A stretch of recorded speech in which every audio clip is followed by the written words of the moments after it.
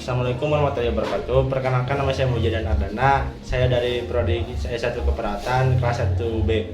Kini saya akan menjelaskan tentang hakikat ibadah. Ibadah adalah semua yang mencakup segala perbuatan yang disukai dan diridhoi Allah Subhanahu wa taala, baik berupa perkataan maupun perbuatan, baik terang-terangan maupun bersembunyi, dalam rangka mengagungkan Allah Subhanahu wa taala dan mengharapkan pahalanya. Hakikat ibadah yaitu tujuan diciptakannya manusia di muka bumi ini, yaitu untuk beribadah kepada Allah Subhanahu wa taala. Ibadah dalam pengertian yang komprehensif menurut Syekh Al-Islam Ibnu Taimiyah adalah sebuah nama yang mencakup segala sesuatu dan dicintai dan diridhoi Allah Subhanahu wa taala, berupa perkataan atau perbuatan baik, amalan batin ataupun yang harir nyata. Adapun hakikat ibadah yaitu satu, ibadah adalah tujuan hidup kita seperti yang terdapat dalam surat Al-Zariyat ayat 56 yang menunjukkan tugas kita sebagai manusia adalah untuk beribadah kepada Allah Subhanahu wa taala. Dua, hakikat ibadah itu adalah melaksanakan apa yang Allah cintai dan ridhoi, penuh tundukan dan perendahan diri kepada. Tiga, ibadah akan terwujud dengan cara melaksanakan perintah Allah dan meninggalkan larangannya. Empat, hakikat ibadah sebagai cinta. Lima, jihad di jalan Allah, berusaha sekuat tenaga untuk meraih segala sesuatu yang dicintai Allah. 6, takut maksudnya tidak merasakan sedikit pun ketakutan kepada segala bentuk dan jenis bentuk melebihi ketakutannya kepada Allah Subhanahu wa taala. Dengan demikian, orang yang benar-benar mengerti kehidupan adalah yang mengisi waktunya dengan berbagai macam bentuk ketaatan, baik dengan melaksanakan perintah maupun menjauhi larangan. Sebab dengan cara itulah tujuan hidupnya akan terwujud. Dari hakikat ibadah, adapun fungsinya, yaitu setiap muslim tidak hanya dituntut untuk beriman, tetapi juga dituntut untuk beramal soleh, karena Islam adalah agama amal, bukan hanya keyakinan, ya tidak hanya terpaku pada keimanan semata, melainkan juga pada amal perbuatan yang nyata. Islam adalah agama yang dinamis dan menyeluruh. Dalam Islam, keimanan harus diwujudkan dalam bentuk amal yang nyata, yaitu amal soleh yang dilakukan karena Allah. Ibadah dalam Islam tidak hanya bertujuan untuk mewujudkan hubungan antara manusia dengan Tuhannya, tetapi juga untuk mewujudkan hubungan antar sesama manusia. Islam mendorong manusia untuk beribadah kepada Allah Subhanahu wa taala dalam semua aspek kehidupan dan aktivitas, baik sebagai pribadi maupun sebagai bagian dari masyarakat. Ada 3 aspek fungsi ibadah dalam Islam. 1. Mewujudkan hubungan antara hamba dengan Tuhannya. Mewujudkan hubungan antara manusia dengan Tuhannya dapat dilakukan melalui makrobah dan khudu. Orang yang beriman, dirinya akan selalu merasa diawasi oleh Allah.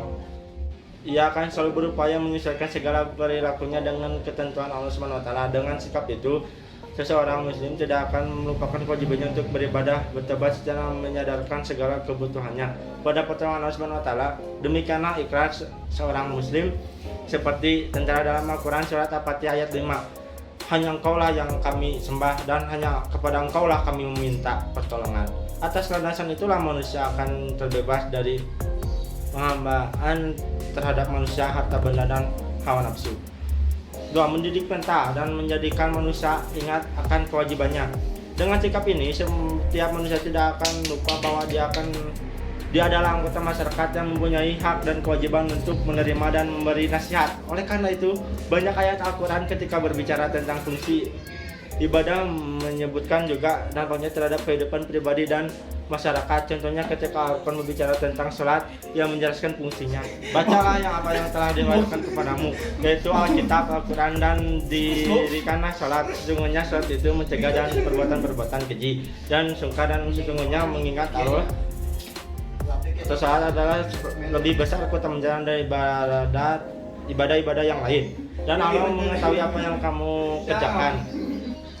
Dalam ayat ini Al-Quran menjelaskan bahwa fungsi sholat adalah mencegah dari perbuatan keji dan mungkar. Perbuatan keji dan mungkar adalah suatu perbuatan yang merugikan diri sendiri dan orang lain. Maka dengan sholat diharapkan manusia dapat mencegah dirinya dan perbuatan yang merugikan tersebut. Ketika Al-Quran berbicara tentang zakat, Al-Quran juga menjelaskan fungsinya. Ambillah zakat dan sebagian hartanya mereka. Dengan zakat itu kamu membersihkan dan mensucikan mereka dan mendoakan untuk mereka. Sesungguhnya doa kamu itu menjadi ketentraman jiwa bagi mereka, dan Allah Maha mendengar lagi Maha mengetahui. Zakat berfungsi untuk membersihkan mereka yang berzakat dan kekiraan kecintaan berlebih-lebihan terhadap harta benda. Sifat kikir adalah sifat buruk yang anti kemanusiaan. Orang kikir tidak akan disukai masyarakat. Zakat juga akan menyuburkan sifat-sifat kebaikan dalam hati pemberinya dan memperkembangkan harta benda mereka. Orang yang mengeluarkan zakat hatinya akan tentram karena ia akan dicintai masyarakat, dan masih banyak ibadah-ibadah lain yang tujuannya tidak hanya ada baik bagi dirinya atau pelakunya, tetapi juga membawa dampak sosial yang baik bagi masyarakatnya.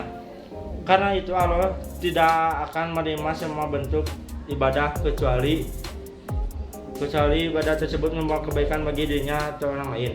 Dan dalam hal ini Nabi SAW bersabda, barang siapa dan saatnya tidak mencegah dirinya dari perbuatan keji dan mungkar, maka dia hanya dapat bertambah jauh dari Allah. Hadis riwayat Tabrani. 3. Melatih diri untuk mendisiplin adalah suatu kenyataan bahwa segala bentuk ibadah menuntut kita untuk berdisiplin.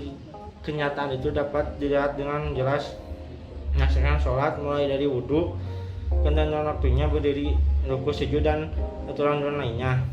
Mengajarkan kita untuk berdisiplin. Apabila kita menganiaya sesama muslim, menyakiti manusia baik dengan perkataan atau maupun perbuatan, tidak mau membantu kesulitan sesama manusia, menumpuk harta dan tidak menyalurkannya kepada orang yang berhak. Islam adalah suatu cara hidup yang lengkap dan sempurna yang merangkumi semua bidang kehidupan dunia dan akhirat, di mana dunia merupakan tanaman atau ladang yang hasil serta keuntungannya akan dituai dalam dinikmati pada hari akhirat kelak. Ibadah dalam Islam meliputi semua urusan kehidupan yang mempunyai paduan yang erat dalam semua lapangan hidup dunia dan akhirat. Tidak ada pemisahan antara kerja-kerja yang mencari kehidupan di muka bumi ini dan hubungannya dengan balasan akhirat. Islam mengajarkan kepada kita setiap apa yang juga amalan yang dilakukan oleh setiap amalan yang dilakukan oleh manusia ada nilai dan balasan, sama ada pahala atau disiksa. Inilah keindahan Islam dan disebut sebagai dan yang melengkapi sebagai suatu sistem hidup yang boleh memberikan kesejahteraan hidup penganutnya di dunia dan di akhirat.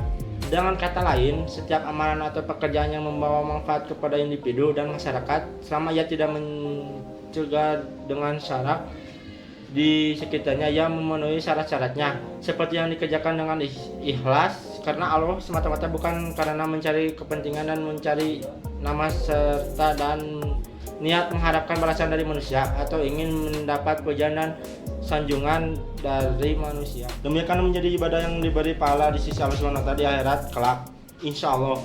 Berdasarkan kepada konsep ibadah tersebut, maka setiap perbuatan pertolongan baik kepada orang lain seperti membantu orang sakit, tolong meringankan beban dan kesukaran hidup orang lain, memenuhi keperluannya, menolong orang yang teraniaya, mengejar dan membimbing yang jahil adalah ibadah. Termasuk juga dalam makna ibadah ialah setiap perkataan manusia zahir dan batin yang supaya diridhoi oleh Allah Subhanahu wa taala, bersikap benar, taat kepada ibu bapa, amanah, menepati janji, berkata benar, memenuhi hajat keperluan orang lain adalah ibadah. Menuntut ilmu, menyuruh perkara kebaikan dan mencegah segala kejahatan, berjihad, memberi pertolongan kepada sesama manusia dan kepada binatang, berdoa, puasa, sembahyang, membaca Al-Quran, semua itu juga adalah sebagian dari ibadah. Begitu juga termasuk dalam pengertian ibadah cinta kepada Allah SWT dan Rasulnya, melaksanakan hukum-hukum Allah, sabar, menerima ujian, bersyukur, dan menerima nikmat, terhadap qada dan qadarnya, dan banyak lagi kegiatan dan tindakan manusia yang termasuk dalam bidang ibadah. Kesimpulannya, ruang lingkup ibadah dalam Islam adalah terlalu luas yang merangkumi semua jenis amalan dan syiar Islam, dari perkara yang sekecil-kecilnya seperti cara makan, minum, dan masuk ke tanah kerja menguruskan keuangan dan pertadbiran negara. Semua adalah dalam makna dan pengertian ibadah dan artikel yang luas apabila semuanya itu dikerjakan dengan sebaik-baiknya dengan menurut adab dan peraturan serta memenuhi syarat-syaratnya. Dalam hakikat ibadah ada dua, yaitu ibadah mahdoh dan ghair mahdoh. Ibadah mahdoh adalah penghambaan yang murni, hanya merupakan hubungan antara hamba dengan Allah secara langsung. Ibadah bentuk ini memiliki 4 prinsip. Keberadaannya harus berdasar adanya dalil perintah baik dari Al-Quran maupun Al-Sunnah. Jadi merupakan otoritas wahyu, tidak boleh ditetapkan oleh akal atau logika keberadaannya.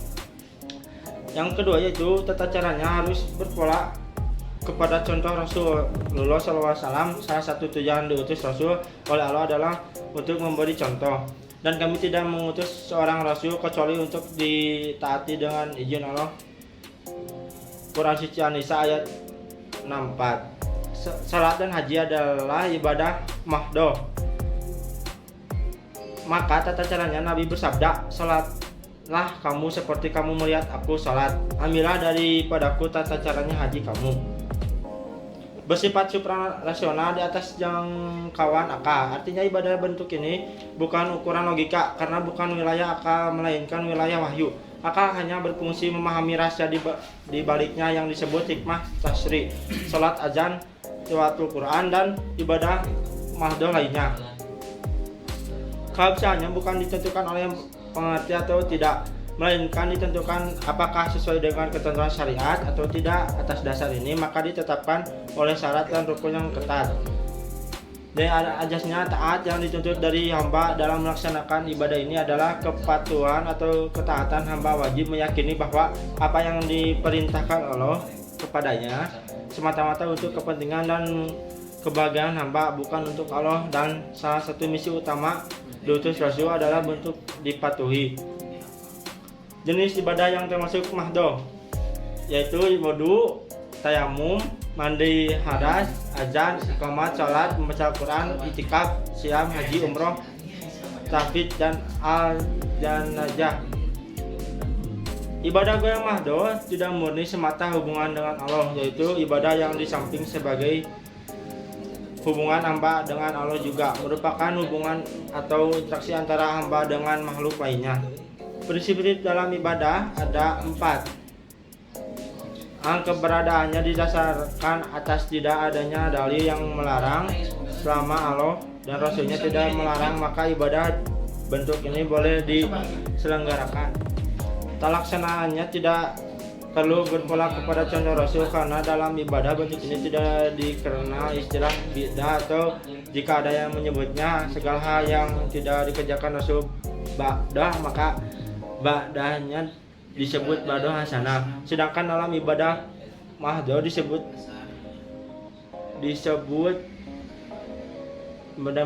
ba'dah hidalah. Bersifat rasional, ibadah bentuk ini bentuk baik buruknya atau untung-untungnya, manfaat atau madaratnya dapat ditentukan oleh akal atau logika, sehingga jika menurut logika sehat atau buruk, merugikan dan madaratnya, maka tidak boleh dilaksanakan. Dan ajasnya manfaat, selama itu bermanfaat maka selama ini boleh dilakukan. Dalam hakikat ibadah ada hikmah ibadah, yaitu 1. Ibadah dalam Islam adalah merupakan makanan atau riad atau ruhi. Bagaimana jasa memerlukan makanan dan minuman? 2. Untuk memeredakan diri manusia daripada mengembangkan diri kepada sesuatu makhluk selain daripada Allah. 3. Untuk memberikan suatu keyakinan dan tempat bergantungan dan yang sebenarnya yang telah menjadi fitrah atau tablat semula menjadi manusia. 4. Untuk mengembalikan dan meletakkan manusia itu di tempat fitrahnya yang betul sebagai hamba Allah Ta'ala. 5. Ibadah juga merupakan ujian Allah kepada hambanya dalam seluruh hidupnya. 6. Ibadah juga suatu garis pemisah yang membedakan antara Islam dengan kafir dan antara manusia dengan makhluk. Sekian dari saya, mohon maaf bila ada kekurangan atau salah kata. Sekian, wassalamualaikum warahmatullahi wabarakatuh.